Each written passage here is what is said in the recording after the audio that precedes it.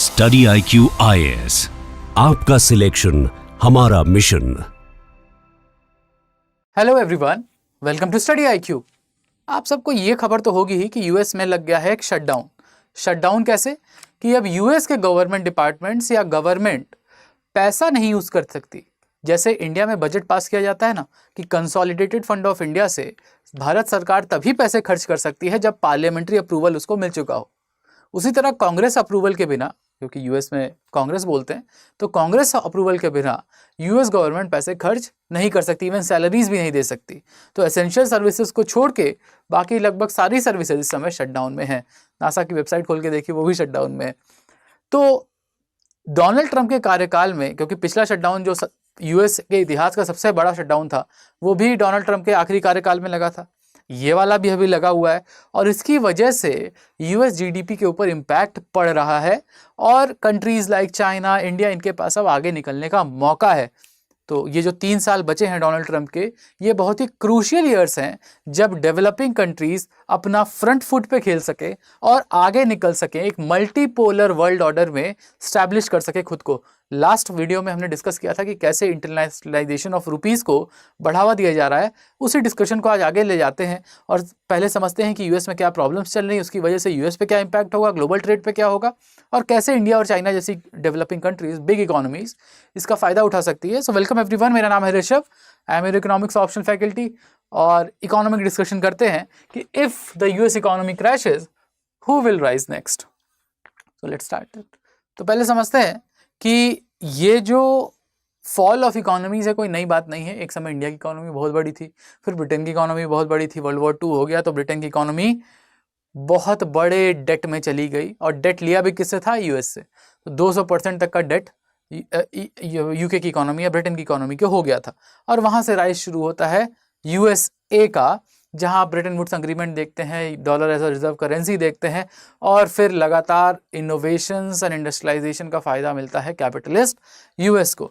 तो fall of empires में हम यही देखते हैं कि 1929 में जब आपका ग्रेट डिप्रेशन ईयर था तो उस टाइम यूएस का stock market crash 15% global GDP को कॉन्ट्रैक्ट किया था। उस समय से बढ़ रहा था यूएस। जैसे आज आप बढ़ते हुए नेशन में अगर देखना चाहें तो what US was then, China is now. ठीक, तो सोवियत इंडस्ट्रियलाइजेशन इसकी वजह से बढ़ा था, यानी कि किसी का नुकसान तो किसी का फायदा होगा। अगर कैपिटलिस्ट इकोनॉमीज नीचे जा रही हैं तो सोशलिस्ट इकोनॉमीज ऊपर जा रही हैं, क्योंकि सरकारी स्टिमुलस वहां पे है। क्योंकि सोशलिज्म में क्या होता है कि सरकार का सब कुछ है, सरकार ही पैसे लगा रही है, सरकार का बजट है, सरकार का प्लानिंग है। कैपिटलिस्ट इकोनॉमी में ये नहीं होता था। पर फिर 1930s में आते हैं जेएम केन्स और वो बताते हैं कि ना, थोड़ा सरकारी स्टिमुलस, एक्सटर्नल फोर्स जरूरी है इनर्शिया से बाहर निकालने के लिए इकोनॉमी को। ठीक है, तो पोस्ट वर्ल्ड वॉर 2 में हम देखते हैं कि British economy declined with a debt over 200% of the GDP, जो यूएस को इनेबल करता है राइज होने में with a 4% annual growth rate. US economy already बहुत बड़ी थी, उसको और बड़ा स्टिमुलस मिलता है। और इसके साथ साथ केन्सियन इकोनॉमिक्स यानी केन्सियन मैक्रो इकोनॉमिक थ्योरीज जो कहती है गवर्नमेंट के लगातार सपोर्ट से हम मल्टीप्लायर इफेक्ट्स में जीडीपी ग्रो कर सकते हैं, जो पहले नहीं होता था। ठीक, एप्लीकेशन ऑफ डिपेंडेंसी थ्योरी। तो डिपेंडेंसी थ्योरी क्या है?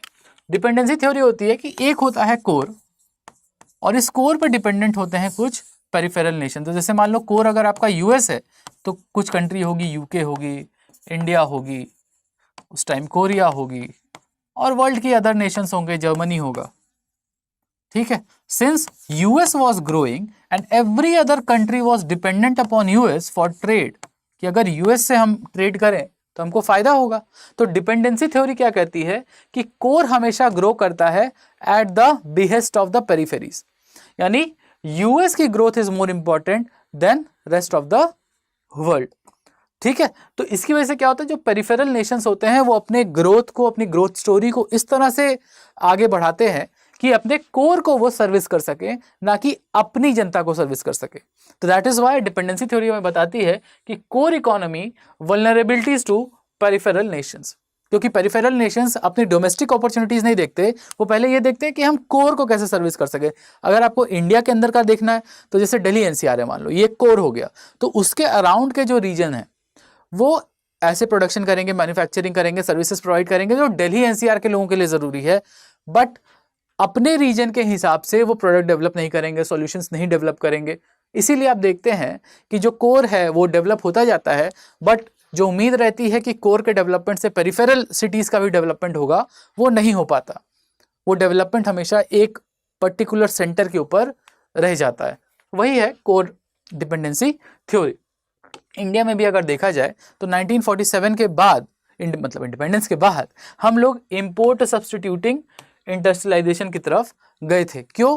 क्योंकि हमने देखा था कि 1929 में जब सब कोई डिक्लाइन पे था, रिसेशन में था, USSR economy was doing good, यानी सोवियट्स का इकोनॉमी बढ़िया चल रहा था, प्लस कैपिटलिज्म के ही दंश हम लोग झेल के आज़ाद हुए थे। ठीक है, कि बाहरी कंपनी आती है और इंडिया को एक तरह से गुलाम बना लेती है, तो हम थोड़ा होता है ना कि दूध का जला, ठीक। तो इसीलिए हम लोग ये देख रहे थे कि बेस्ट ऑप्शन हमारे लिए क्या है। तो हम शुरू से ही एक गवर्नमेंट स्टिमुलस यानी कि सेंट्रलाइज्ड इकोनॉमी या सोवियत बेस्ड सोशलिस्ट इकोनॉमी के तहत आगे बढ़ते गए। ठीक, तो दिस इज द लेसन क्या है कि एक समय था जब ब्रिटेन बहुत अच्छा था, Europe was the best, then Britain was the best, then US came, और उसके बाद इंडिया को भी आज़ाद हुआ, और इंडिया भी देखता है कि कैसे बिना गवर्नमेंट सपोर्ट या गवर्नमेंट स्टिमुलस के आगे नहीं बढ़ा जा सकता, क्योंकि इंडिया जब आज़ाद हुआ था तो काफ़ी गरीब था। अब हम लोग वापस आते हैं पढ़ाई लिखाई पे, और आपको कोई भी दिक्कत है आप you can reach out to me, don't worry about it. So let's talk about storm clouds over America, vulnerabilities exposed. तो यूएस की जो नेशनल डेट है, आपको मालूम ही है, बहुत ज़्यादा है, दुनिया में सबसे ज़्यादा, तो अराउंड $34 ट्रिलियन की नेशनल डेट हो चुकी है। अब यूएस के साथ एक फ़ायदा भी है कि वो नोट छाप सकता है, अनलिमिटेड डॉलर छाप सकता है, बट पहली बार ऐसा देखने को मिल रहा है कि $34 ट्रिलियन की डेट के साथ साथ $1 ट्रिलियन से ज़्यादा तो इंटरेस्ट पेमेंट देना है यूएस को। अब क्योंकि डॉलर एक रिजर्व करेंसी है, दुनिया भर के फॉरेक्स रिजर्व में डॉलर है, तो बैलेंस हो जाता है, लेकिन $34 ट्रिलियन डेट होना ये एक चिंता का विषय है, क्योंकि इससे यूएससी कंपनीज के, छोटी मिडिल इनकम कंपनीज के होस्टाइल टेक ओवर्स हो सकते हैं from countries like China, from countries like India. मतलब जो बड़े ओलिगार्क्स हैं यहाँ पे, बड़े बिजनेसेस हैं, वो होस्टाइल टेक ओवर कर सकते हैं। इसके अलावा हम देख रहे हैं कि यूएस इकोनॉमी में एक यील्ड कर्व इन्वर्जन दिखाई दे रहा है सितंबर 24 तक। यील्ड कर्व इन्वर्जन एक तरह से एक सिग्नल होता है, यील्ड कर्व इन्वर्जन एक सिग्नल होता है कि आने वाले समय में रिसेशन आ सकता है, आने वाले समय में यूएस इकोनॉमी में रिसेशन आ सकता है। यील्ड कर्व इन्वर्जन को अगर जनरल भाषा में समझे तो जनरली क्या होता है ना कि लॉन्ग टर्म यील्ड जो होती है, मतलब मान लो 10 साल 15 साल के जो बॉन्ड होते हैं, उस पर आपको ज़्यादा इंटरेस्ट रेट मिलता है, ज़्यादा रिटर्न्स मिलते हैं। बट यील्ड कर्व इन्वर्जन कब होता है? जब people are not very sure about the future of economy, तो लोग अपने पैसे को, उनको लगता है कि स्लो डाउन आने वाला है, तो वो क्या करते हैं, भर भर के पैसा गवर्नमेंट बॉन्ड में, लॉन्ग टर्म गवर्नमेंट बॉन्ड में डालना शुरू करते हैं, और जैसे ही डिमांड फॉर बॉन्ड बढ़ता है उसका रिटर्न्स घट जाता है। तो यील्ड कर्व इन्वर्जन मतलब, तो कर्व होता है ना यील्ड कर्व, वो ऐसा दिखाई देता है, यानी ये अगर टाइम है तो ज़्यादा टाइम पे आपको ज़्यादा रिटर्न्स मिलते हैं। इन्वर्जन का मतलब इट लुक्स लाइक दिस, उल्टा हो जाता है कि शॉर्ट टर्म में आपको ज़्यादा रिटर्न मिलेगा और लॉन्ग टर्म में आपको कम रिटर्न मिलेगा। तो अगर ऐसा हो रहा है यूएस इकोनॉमी में, तो ये देखा गया है कि यील्ड कर्व इन्वर्जन की वजह से रिसेशन फॉलो करता है, और इसकी 100% एक्यूरेसी है। 1970 से जब भी यील्ड कर्व इन्वर्जन हुआ है, यूएस में रिसेशन आया ही आया है। तो इसीलिए ये सिग्नल भी है कि पोटेंशियली 4.3% का जीडीपी कॉन्ट्रैक्शन देखने को मिल सकता है। इसके अलावा टैरिफ पॉलिसीज, क्योंकि सबके ऊपर तो भर भर के टैरिफ लगाए हैं, चाहे वो इंडिया हो 50%, चाहे वो वियतनाम हो 63%, 69%, लेकिन चाइना के ऊपर थोड़ा सा नहीं लगा रहे हैं, क्योंकि यूएस के पूरे बिजनेसेस डिपेंडेंट हैं चाइना के ऊपर, मैन्युफैक्चरिंग ऑफ चाइना के ऊपर। खैर 0.3% का जीडीपी ड्रॉप आपको टैरिफ की वजह से देखने को भी मिलेगा, और इसके अलावा 93% सर्ज इन लेऑफ्स। दो वजह हैं इसकी, पहला तो टैरिफ लग गया तो महंगी हो गई हैं चीज़ें, दूसरा H1B वीज़ा को भी महंगा कर दिया गया है, $1 लाख, तो इसकी वजह से भी लेऑफ्स होंगे, लोगों को वापस भेजा जाएगा। तो इसीलिए क्योंकि यील्ड कर्व इन्वर्जन है, तो there is a recession probability. अगर 100% सही रहा है 1970 के बाद, तो ये देखा गया है, जेपी मॉर्गन जैसी कंपनी, बहुत बड़ी कंपनी है, अपोलो ग्लोबल मैनेजमेंट कंपनी, 90% तक चांसेस हैं कि ये जो रिसेशन का डाउट है वो सही में बदल सकता है, और ये दुनिया की इकोनॉमी के लिए बहुत बड़ा खतरा है, क्योंकि दुनिया की इकोनॉमी अभी भी यूएस इकोनॉमी से डीकपल्ड नहीं है। तो if US will sneeze, the world will catch a cold, the global economy will catch a cold। बात ये है, इतनी ज़्यादा डिपेंडेंसी है यूएस के ऊपर ग्लोबल इकोनॉमी की। तो इकोनॉमिक कॉन्सेप्ट अगर देखें तो हम देखते हैं कि फिस्कल मल्टीप्लायर 0.7.5% रेंज के एम्पलीफाई करते हैं डाउन टर्न को। फिस्कल मल्टीप्लायर्स यहाँ पे क्या है कि एक छोटा सा टैरिफ 1.5 गुना नीचे गिरा सकता है जीडीपी को। This is what we are calling about US. ठीक है, तो रिपल्स अक्रॉस द ग्लोब की अगर बात की जाए तो यूएस, अभी हमने बात की कि यूएस से दुनिया की सारी इकोनॉमी बाय नेटवर्क्स जुड़ी हुई है। नेटवर्क थ्योरी बताता है, यानी कि यूएस में अगर डिमांड कम हुई तो दुनिया में जो कंट्रीज यूएस के डिमांड के ऊपर डिपेंडेंट है, जैसे इंडिया हुआ, मैक्सिको हुआ, साउथ ईस्ट एशिया हुआ, तो वहां पे 10 से 15% तक एक्सपोर्ट में डिक्लाइन होगा। अब 10 से 15 मतलब सोचो कि अगर जीडीपी हम लिखते हैं ना C+I+G+NX, तो अगर NX मतलब नेट एक्सपोर्ट है और नेट एक्सपोर्ट 15% गिरेगा तो ओवरऑल जीडीपी भी तो 5 से 10% तक गिरेगी ना आपकी, क्योंकि आप तुरंत दूसरा पार्टनर खोज नहीं सकते जिसको आप बेचेंगे। उसी तरह projected global growth has also slowed down to 2.2% as per UNCTAD, 0.2% trade decline आपको देखने को मिलेगा एज पर WTO, ये यूएस टैरिफ्स की वजह से। इसके अलावा क्योंकि ब्रिक्स नेशन अब स्ट्रांग हो रहे हैं, ब्रिक्स नेशन, तो ब्रिक्स अपनी करेंसी लॉन्च करने की कोशिश कर रहा था, वो अभी हुआ नहीं है, ठीक है, हुआ नहीं है, लेकिन ब्रिक्स नेशन आपस में बिना डॉलर का यूज किए ट्रेड करने की कोशिश कर रहे हैं, जिसमें सफल भी हैं, क्योंकि चाइना, रशिया के ऊपर तो पूरी तरह सैंक्शन है, तो डॉलर में तो कर ही नहीं सकते। ये बात हमने लास्ट वीडियो में बहुत डिटेल में की थी। तो सिंपल समझो कि अगर इंडिया रशिया से ऑयल खरीद रहा है तो इंडिया रुपए में पे करता है रशिया को। अब रशिया में तो रुपया चलेगा नहीं, तो रशिया क्या करता है, वही रुपए को इंडिया में इन्वेस्ट कर देता है। सिंपल हो गया ट्रेड, और बार बार ये रिसाइकल होता रहता है बिना डॉलर का यूज किए हुए। तो ये डी डॉलराइजेशन का ट्रेंड है, इससे भी डॉलर की साख गिर रही है, वैल्यू गिर रही है, और जब भी डॉलर की वैल्यू गिरती है दूसरे कंट्रीज का जो वैल्यू है वो अप्रिशिएट करता है। याद करो कल हम पिछले वाले में हम लोग जापान का एग्जांपल लिए थे, और तब हमको समझ में आता है कि अगर आपके करेंसी वैल्यू अप्रिशिएट करने लगेगा तो अब एक्सपोर्ट जो आप कर रहे हैं वो महंगा हो जाएगा। इसके बारे में हम लोग बात किए हुए इकोनॉमिक्स एंड 15 मिनट सीरीज में, वो जरूर देखना। तो आपका एक्सपोर्ट महंगा हो जाएगा, तो एक्सपोर्ट महंगा अगर हो गया आपका तो फिर तो दिक्कत हो जाएगी ना, आप कंपिटिटिव नहीं रहे ग्लोबल ऑर्डर के लिए। आपसे कोई एक्सपोर्ट, मतलब यूएस तो नहीं ले रहा है, दुनिया में बाकी कंट्रीज में नहीं लेंगे क्योंकि आपका सामान महंगा है।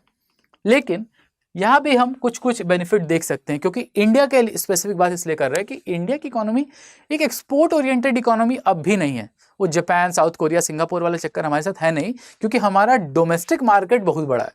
इंडिया का जो, जब हम जीडीपी नापते हैं तो इसमें जो सी है, प्राइवेट कंजम्पशन है 62% वेटेड, यानी कि अगर यूएस हमसे नहीं खरीदेगा तो इससे क्या होगा ना कि हमारे यहाँ सप्लाईज बढ़ेंगी, डोमेस्टिक मार्केट में सप्लाईज बढ़ेंगी, और जब भी सप्लाई बढ़ती है तो प्राइस गिरता है। तो we can say that commodity prices कम हो सकते हैं। तो कमोडिटी प्राइसेस कम होंगे क्योंकि सप्लाईज बढ़ेंगे डोमेस्टिक मार्केट में, हम एक्सपोर्ट नहीं कर पा रहे तो डोमेस्टिक मार्केट में प्राइस गिरेंगे, प्राइस गिरेंगे तो डिमांड बढ़ेगी, प्लस जीएसटी रिडक्शन हुआ है उससे भी डिमांड बढ़ेगी क्योंकि डिस्पोजेबल इनकम बढ़ी है ना लोगों की।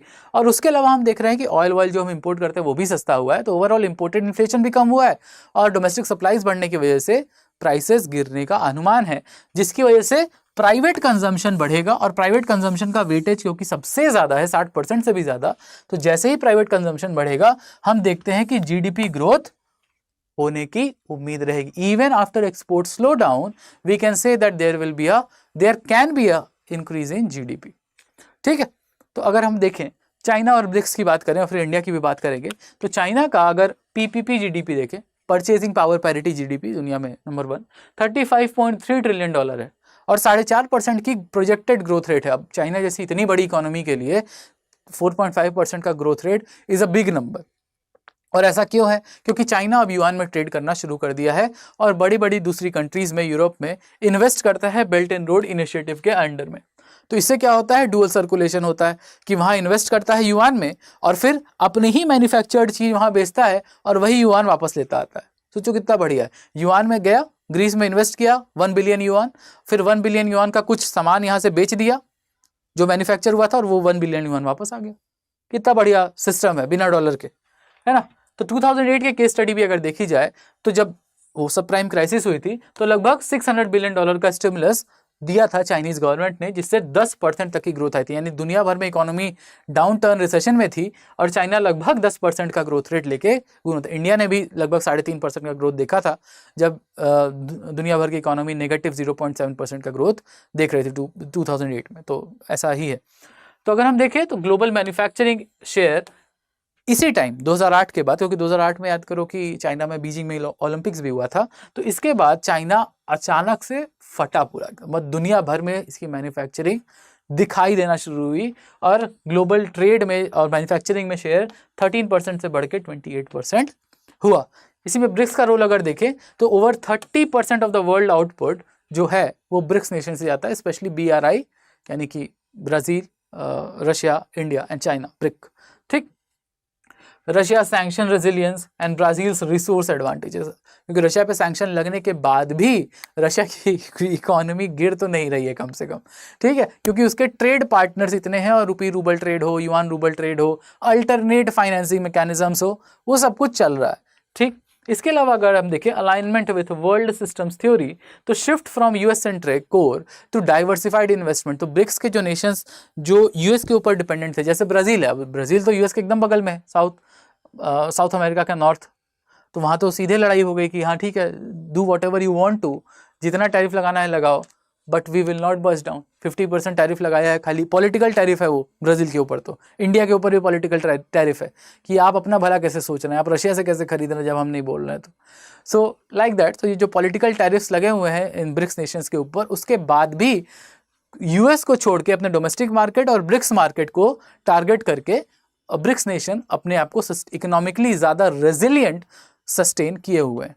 अब यही बात हम इंडिया की करें, यही हम इंडिया की अगर बात करते हैं तो इंडिया की $14.6 ट्रिलियन की परचेसिंग पावर पैरिटी की जीडीपी है, पीपीपी जीडीपी है, और 6.8% की प्रोजेक्टेड ग्रोथ रेट है, वो सरकारी growth rate. We know everywhere, IMF हो, चाहे ADB हो, चाहे RBI हो, और चाहे खुद इकोनॉमिक सर्वे हो, सब लोग 6.5 से 7% के बीच में हमारी ग्रोथ रेट देख रहे हैं। इसके अलावा हम देखते हैं इंडिया वर्ल्ड की फास्टेस्ट ग्रोइंग इकोनॉमी है और 3rd लार्जेस्ट इकोनॉमी बन सकता है 2030 तक। पीपीपी टर्म्स में तो है ही, जनरल टर्म्स में, ठीक है, नॉमिनल टर्म्स में। 2008 क्राइसिस की अगर बात करें तो उस टाइम हमको यहाँ ये देखना है कि फिस्कल स्टिमुलस यानी गवर्नमेंट का स्टिमुलस कैसे हम लोग को सस्टेन कराता है इकोनॉमी में। तो जैसे चाइना 10% से ग्रो किया था, इंडिया भी 2008 की क्राइसिस में 3.1% से ग्रो किया था, जबकि ग्लोबल एवरेज -1.7% था। यानी रिसेशन चल रहा था जब कैपिटलिस्ट इकोनॉमीज वेस्ट में, इंडिया ग्रो कर रहा था। क्यों? और इसकी वजह थी IT export search, post recovery IT export search. अब जैसे चाइना मैन्युफैक्चरिंग की वजह से आगे बढ़ा, इंडिया अपने सर्विस सेक्टर की वजह से आगे बढ़ रहा था। अब हमारी आगे अपॉर्चुनिटीज़ क्या है? क्योंकि हम ऑयल सस्ते में इंपोर्ट कर रहे हैं, 42-45% के आसपास हम लोग अपना ऑयल रशिया से इंपोर्ट करते हैं, सस्ता है। आप लोग को ना मिल रहा हो, लेकिन सरकार कंपनीज को सस्ता ही मिल रहा है। तो lower oil prices, easing trade deficit and supporting 6 to 7% growth. अगर वहाँ से सस्ता ले आएंगे, ठीक है, तो हमारा इंपोर्ट बिल कम होगा, सबसे बड़ी बात। और इंपोर्ट बिल कम होगा तो ट्रांसपोर्टेशन कॉस्ट कम होगी, इंपोर्टेड इन्फ्लेशन नहीं होगा, जिससे डिमांड बढ़ेगी। डिमांड बढ़ेगी क्योंकि चीज़ें सस्ती मिल रही है तो डिमांड बढ़ेगी, और डिमांड बढ़ेगी तो हमारा GDP ग्रोथ 6 से 7% के बीच में रहेगा। और अगर हम रिफॉर्म्स करते हैं, लैंड रिफॉर्म, लेबर रिफॉर्म्स, तो ये रिफॉर्म्स हमें सर्विसेज और IT कंपैरेटिव एडवांटेज और ज़्यादा देगा। जैसे अब AI का ज़माना है, इंडियन कंपनीज बहुत पीछे छूट गई हैं, बट अगर कोई टर्न अराउंड होता है, एक पिवट आता है, तो इंडियन IT को एक कंपैरेटिव एडवांटेज फिर से मिलेगा। इकोनॉमिक इंसाइट की अगर बात करें तो इंडिया में भी लगभग 1.5 गुना का आपको फिस्कल मल्टीप्लायर दिखाई देगा। यानी सरकार अगर 100 करोड़ खर्च कर रही है तो उसका 1.5 गुना ज़्यादा उसको GDP इंक्रीज में दिखाई देता है। तो 1.5 times trade multiplier because of the demographic advantage, क्योंकि हम लोग क्या वर्ल्ड की सबसे ज़्यादा यंगेस्ट वर्किंग पॉपुलेशन है। मीडियन एज ऑफ 29-30 ईयर्स की मीडियन एज है हमारे पास। तो ओवरऑल एक न्यू वर्ल्ड ऑर्डर में हम क्या कर सकते हैं?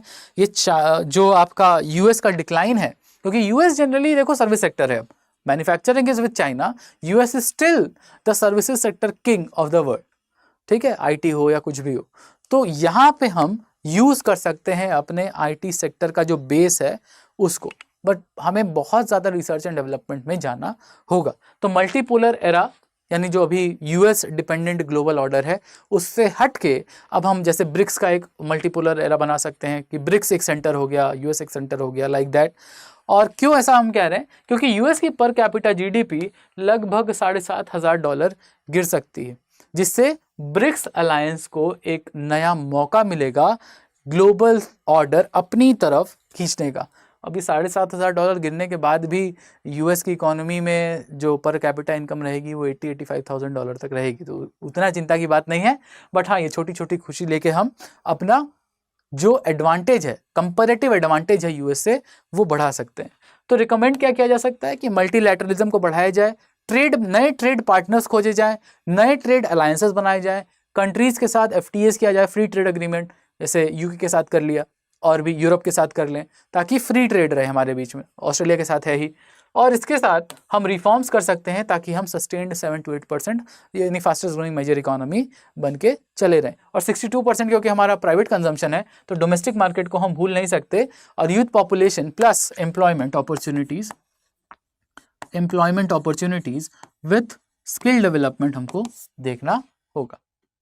ठीक है, सो हमारा जो हिस्टोरिकल शिफ्ट हमने देखा, आपका इकोनॉमिक थ्योरीज देखी, इससे हम कुछ चीज़ें सीख सकते हैं कि कैसे हम बैलेंसिंग कर सकते हैं। बैलेंसिंग मतलब एक जगह डिपेंडेंट ना होके मल्टीलैटरल अपने ट्रेड पार्टनर्स बनाए, ताकि हम हेज कर सके अपने लॉसेस को और अपने डोमेस्टिक मार्केट को ज़्यादा स्ट्रॉन्ग और रेजिलिएंट कर सकें। So this is how the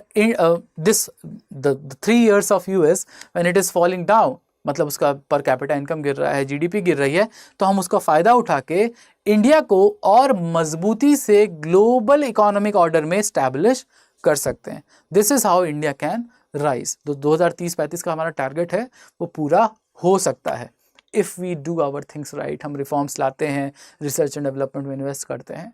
तो so I hope you like the lecture. आपको वैल्यू एडिशन जरूर हुआ होगा आपके नॉलेज में। तो do like this, share this, अपने कमेंट ज़रूर डालना कि अगर कोई दिक्कत है तो, अगर कोई सजेशन है तो, अगर आप सोचते हैं कुछ और इस इकोनॉमिक लड़ाई के बारे में।